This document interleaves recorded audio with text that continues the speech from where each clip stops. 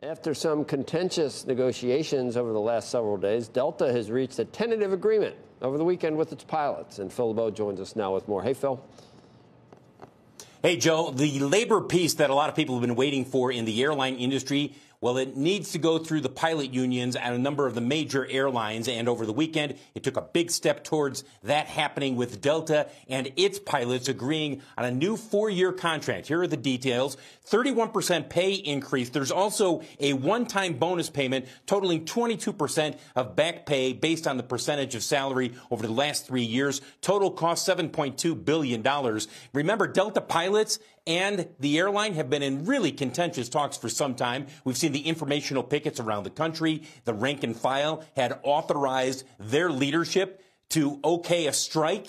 It was likely not going to get to that point for a long time, if at all. Remember, they're basically under the same rules as the rail workers. All pilots are. And so the Delta pilot contract improves a number of things, including quality of life issues, which a number of pilots, not just at Delta, but at other airlines, have been complaining about. So now when you look at Delta, you're looking at a company that is promising not only to have this contract locked in if the rank and file approve it, but also it contains a Me Too clause. What does that mean?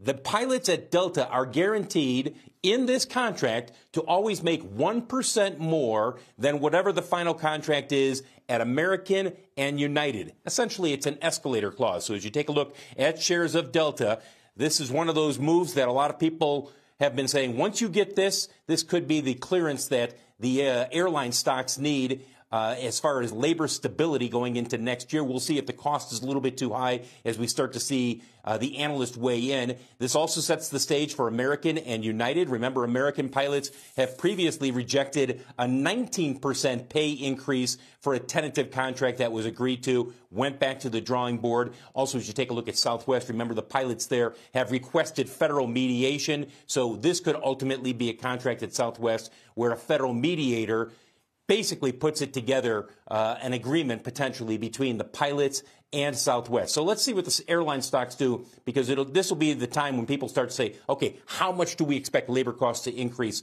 over the next 3 or 4 years? Yeah. Good news there, I think, Phil, and we heard that it's a Goldilocks.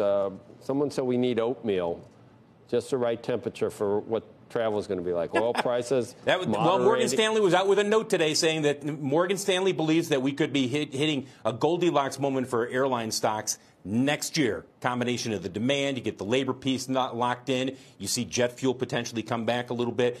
All of those, if they come together, according to Morgan Stanley, could be a Goldilocks environment for airline stocks.